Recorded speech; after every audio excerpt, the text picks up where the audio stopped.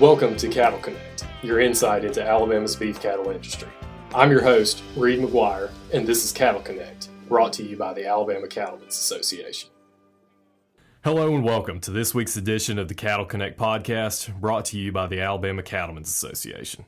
August is here, which means we're deep in the dog days of summer, and here in Alabama, we're deep into board sale season, where cattle producers across the state market their feeder calves during what's been a historically strong market. To help us better understand all this, I have Ken Kelley in the studio today. Ken is the Regional Extension Agent for Farm and Agribusiness Management for Southwest and West Alabama, and a very in-demand speaker at producer meetings across the state. He's also a regular contributor to the Alabama Cattleman magazine. Welcome, Ken. So, Ken, before we get started, tell us a little bit about yourself, kind of your background and what you currently do with Extension. Sure, Reid, and thank you to the Cattleman Association for inviting me to be a part of this. I really do enjoy getting to talk about the cattle industry. It's always an enjoyable thing for me to do. I am a regional farm and agribusiness agent. I kind of do the livestock work for our team across the state. My background's pretty varied, pretty diverse. I've been around a long time. I'm an old guy now. I've been around a long time. Started with Alabama Farmers Co-op years ago, managing some fertilized locations and stores for those guys. Graduated from Auburn University of degrees in animal science and ag econ. I have a master's degree from Auburn University. Went to work for Extension about 20 years ago. I've been a regional livestock specialist for them. I've been a county extension coordinator for them, and now I am their livestock person for the farm and agribusiness team, which is really what I love to do, talk about cattle markets, try to help our producers be profitable, sustainable. We all love beef and we all love to eat beef, and we've got to keep our beef producers productive and sustainable and going for a long time.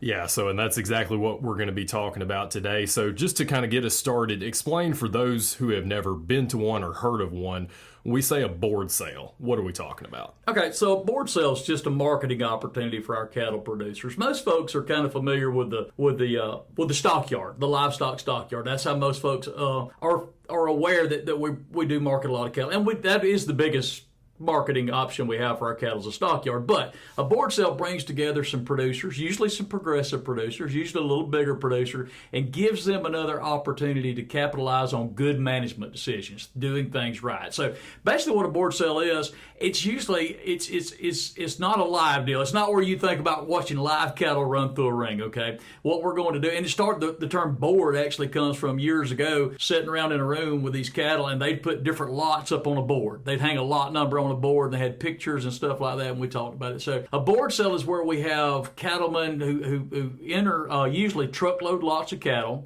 We're going to go through there, and we're going to have a representative talk about those cattle, tell us a little bit about the cattle. Truckload lots, they've been managed well. They've gone through usually a vaccination program, a weaning program, preconditioning. They're ready to go. They're ready to go on a truck. And then they're going to market these cattle. They're going to auction them off to the bidders. It's going to be an auction just like you'd think about in a yard, except the cattle aren't actually there. And they're going to be delivered at a later date. So, it's an opportunity for the buyers to have access to groups of cattle, which buyers want. And we could talk about that more too. Buyers want to buy cattle in groups. They'd rather buy that than individuals. And it's an opportunity for them to buy groups of cattle that have been well managed, and for producers to market groups of cattle that have been well managed and get a little bit of a premium over what they'd probably get selling them one at a time through the yard. But the cattle are not there usually at the board sale, and they're delivered at a later date in truckload lots off the individual farms to whoever buys the cattle. Right, and so like I said, this episode, when it airs, will be kind of right in what seems like the middle of when a lot of those sales are happening, that late July, early August. Sure. Why is that? Well, there's a couple reasons for that. First of all, that's kind of when our cattle are naturally grouped. That's when most of our guys are calving, November, December, January, February, through that time frame. And it just fits our weather. It fits our environment when our forages are there, when we can hit those winter annuals for our calves and the summer annuals. We don't want to be calving in the summer, that kind of thing. So our cattle are kind of naturally grouped to wean off in that July, August, time frame, September. So we're kind of going where our cattle are grouped. The other thing is too, we're also capitalizing on the fact that we have seasonality as far as prices go. So our cattle are always feeder calves. We'll just say feeder calves especially. from that spring to midsummer time frame is going to be our higher prices normally. So we're capitalizing on marketing during that time, that late summertime, before we don't have a normal fall off in the fall and winter time. So we're doing some forward contracting, and we're also grouping those cattle when they're going to be kind of ready to be sold. So for our board calves right now that are going to be, a lot of our, like you said, a lot of our board sales are that first week or so in August. That's pretty common for the safe sale, the producer's cattle auction, some of the ones we're kind of familiar with. But a lot of those cattle are going to be delivered in that September, October time frame. So we're forward contracting, we're capturing some higher premiums this time of year, and we're also working around when the cattle are actually available. That's the reason they're marketed at that time. Right. So kind of going off of that, if you've ever been to one of these sales, you'll see a lot of people on the phone, and usually not necessarily a huge crowd like you might see at, say, a bull sale. Right. Who is buying these calves? Where are they? What are they doing with them? Well, we have regional buyers for sure. It's some local buyers that could get in on some of this stuff. But these guys are usually order buyers for larger companies, and they usually have a location in mind when they're buying these calves. And that can vary from year to year. So, and it kind of depends on the weight of the calves too. Some of these calves might go to wheat pastures in Kansas, and some of them may go straight onto feedlots, and some of them may go into grower operations somewhere in the state. I mean, it's all kind of dependent on the order buyer and on the calves themselves and on the yearly conditions. When we have drought in the Midwest, we don't send them to wheat pastures out there, wheat fields to graze out there. So maybe we're having an exceptionally good season in Alabama, and some of these cattle are going to go on to graze in there. Say if you're buying 6-weight calves as opposed to 8 or 9-weight calves. 8 or 9-weight calves are probably going straight onto the feedlot. So, it's somewhat dependent on the calves themselves, on the buyers themselves, and most of the time these are guys, like I say, they're regionally based. So they're buying cattle all over the Southeast, and they're going to multiple feedlots depending on the cattle, on the situation, on the year, but for the most part, they're either going to be fed somewhere on a pasture or fed somewhere at a feedlot. Sale season has arrived. Check out the who, what, when, and where for cattle sales happening across Alabama by grabbing your most recent edition of the Alabama Cattleman magazine or at bamabeef.org/events. So kind of shifting gears just a little bit, we've been right now in the middle of what's been a pretty historically strong run in the cattle market. Absolutely, yes. I'm not going to ask you today to take out your crystal ball, but do want you to give us a little bit of insight. Why is the market been so strong? Inventory. I mean, there's a lot of little things that go into cattle markets. Cattle markets are pretty complex, actually, when you go to studying them, as far as determining when will the cattle cycle turn, what's going to happen, what's going to push this and that and the other. But usually there's a couple of things that push our cattle prices. Inventory being a big one, okay? What is our supply of feeder calves? What's out there? What can these guys buy? Because we know our demand's relatively strong, all things considered. From the economist side of things, we're always looking at consumer indexes and kind of what are consumers thinking and what are our marketing options, what our demand looks like. But supply is really the big driver on this deal. We had multi-year drought through the Midwest. We liquidated a lot of cattle herds. When you look now at what's currently happening, we're at the lowest the cattle herd, beef cow herd's the lowest it's been since the 60s, and the total cow herd's the lowest it's been since the 1940s. That's a long time ago. So looking at that, our supply is incredibly low. Demand's still pretty strong, all things considered. So they need the calves in the feedlots, and so that's why the prices are as high as they are. The other thing is you look at other things like the feed situation. There's two main costs for a feeder, a cattle feeder in the Midwest. One of them's the cost of the calves, the other the cost of corn, which is the main feed ingredient that we see. Corn prices are not historically high at this point. Matter of fact, if you're a corn producer, you're wishing they would get a little bit higher. But as a livestock person, we like low corn prices. That drives our prices up on feeder cattle. So we're in a really good situation. Low feed cost, and low inventory. The supply's not there that they want to have. So we got to have animals going to feedlots. So demand is strong, supply is low. It's just a really good situation for us right now. And we haven't started rebuilding the herd back yet. You talk about the old crystal ball. One of the things we look at is the number of heifers that are actually in the feedlots at a given time. Right now we're in the upper 30s, lower 40% of the cattle on feed are still heifers.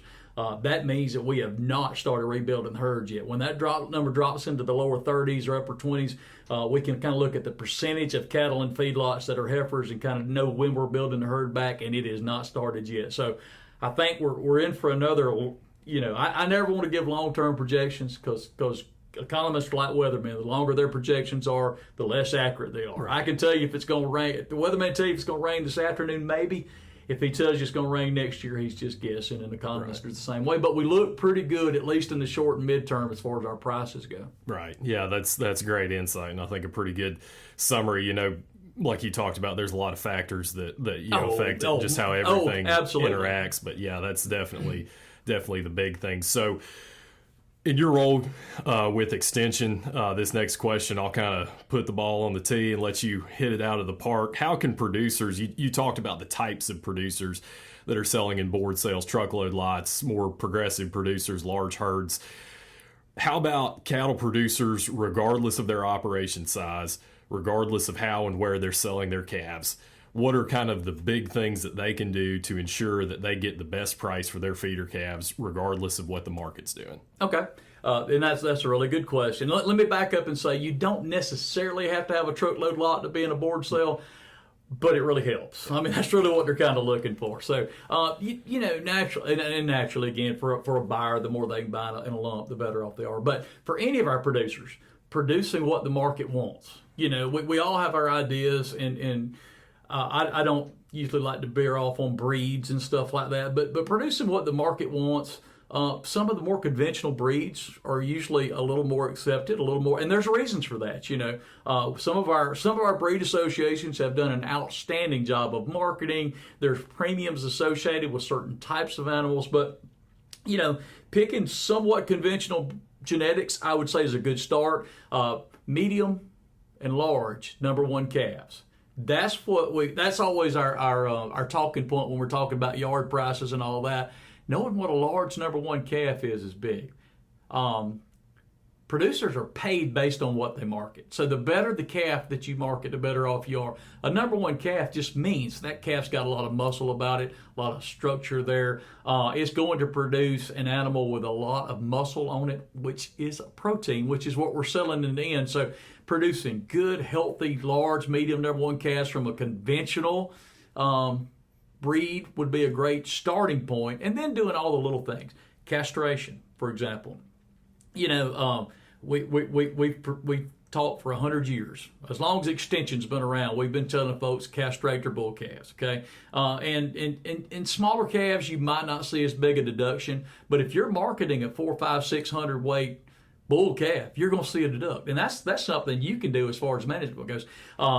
Castration, vaccination, worming. Dehorning, and probably the best way to do that's with a bull. But dehorning, you're going to be deducted for horns. You're going to be deducted for color. You're going to be deducted for bull calves that are too big. Doing all those things and then communicating with whoever you're marketing your cattle to. In a board sale, you've usually got some kind of marketing agent, whoever that may be. You've also got a marketed agent when you take them to the stockyard. Your manager at the stockyard really wants you to make money off those cows, because the more money you make, the more money they make. But they can't talk the fact that you've vaccinated and you've blacklegged and you've done this, that, and the other if they don't know. Building a relationship with those guys, communicating with them, just like the marketing guys for the board sale, you've got to communicate with them. You got to let them know what you did, because if you don't and you take them there, you may not get paid for what you did for your animals. But if you do all the right things, produce the right kind of animal, and then communicate with your marketing agent, whoever that may be, it greatly enhances your ability to be productive, to make more money.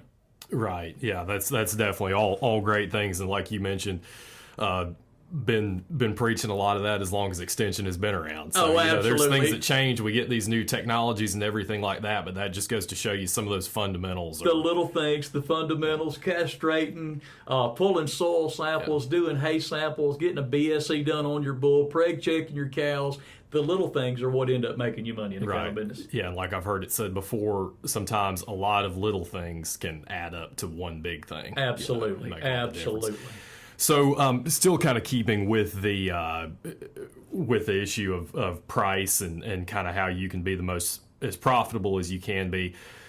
Could you briefly touch on what are some different options that producers have to manage price risk? So specifically, maybe talk about LRP and what that is. Okay, sure I can. An LRP is a really good option for our smaller producers. You know, if you're a large enough producer, you could certainly talk about a futures contract and options and stuff like that. And certainly some of our stocker guys have done that for years. But in order for a futures contract to work for you, you really need 50,000 pound lots. Otherwise, you're not hedging prices, you're speculating in the market. And that's a terrible place for most of us cattle guys to be, is speculating in the futures market. That's a great way for us to lose money because people speculate for a living and we're not doing that. So we try to hedge prices.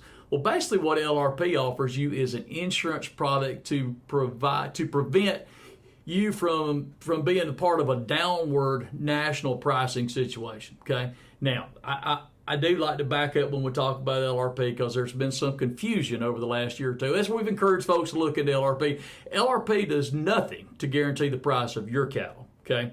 So your cattle could still sell for a very low price.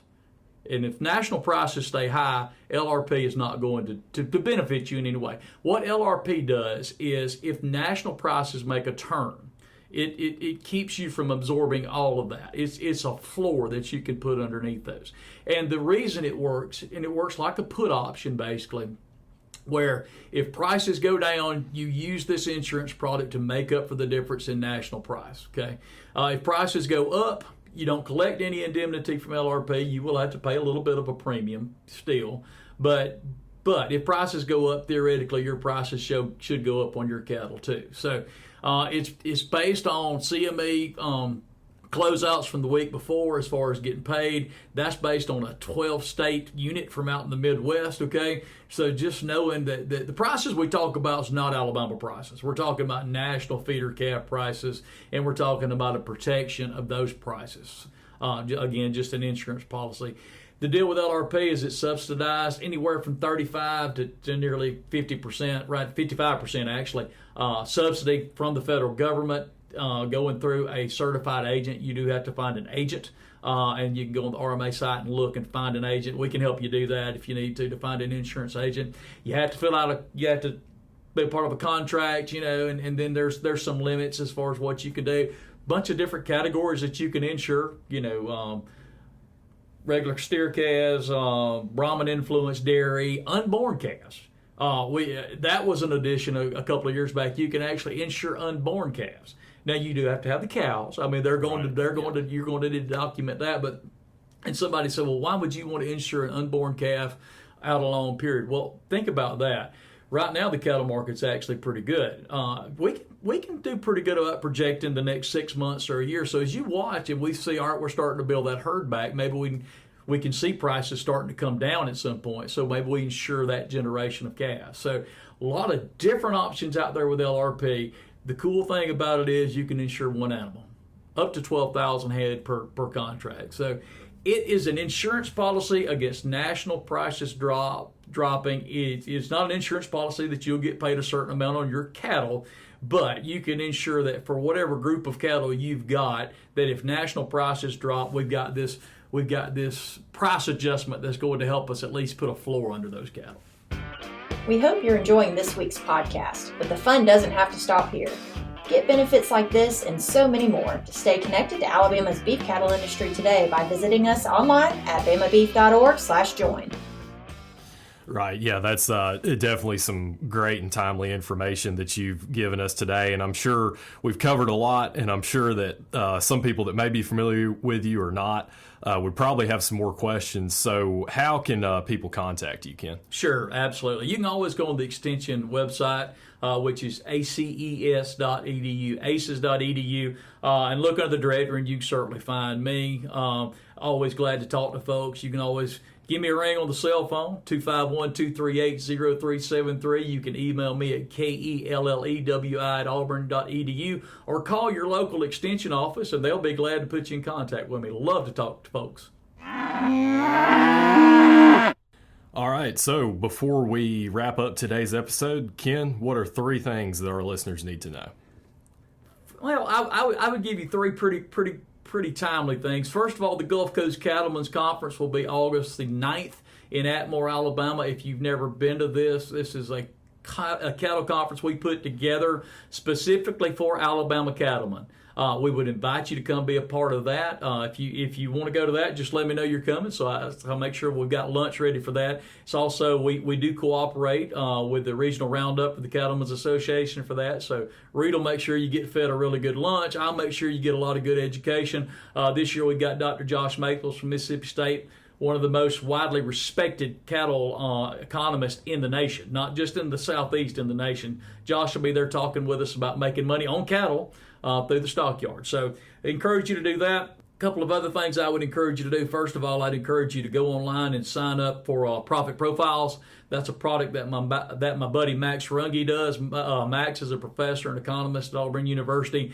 And what all Profit Profiles does is bring together a bunch of resources that are available to all of us, but he brings them together in one single weekly publication that gives you cattle prices, feed prices, hay prices, fertilizer prices. Sign up for that. Stay current on what you're doing. There's no way you can know if you need price protection if you don't know what you've got invested in your animals and what the potential for the future prices may be. The other thing I would say is, now's the time to start thinking about our plans for this fall, what we're going to do as far as winter forages. If we're not taking advantage of winter forages in Alabama, we're really backing up, okay? Start thinking about those, looking at those variety trials. Henry Jordan for Auburn University does a great job for us as far as variety trials. We've got varieties on all the small grains, ryegrasses, that kind of stuff. Start looking at budgets, start getting your options together and thinking about how you're going to feed that cattle herd through the winter.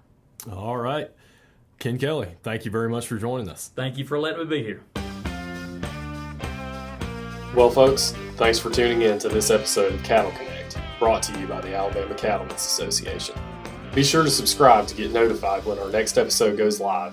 And until next time, remember, beef, it's what's for dinner.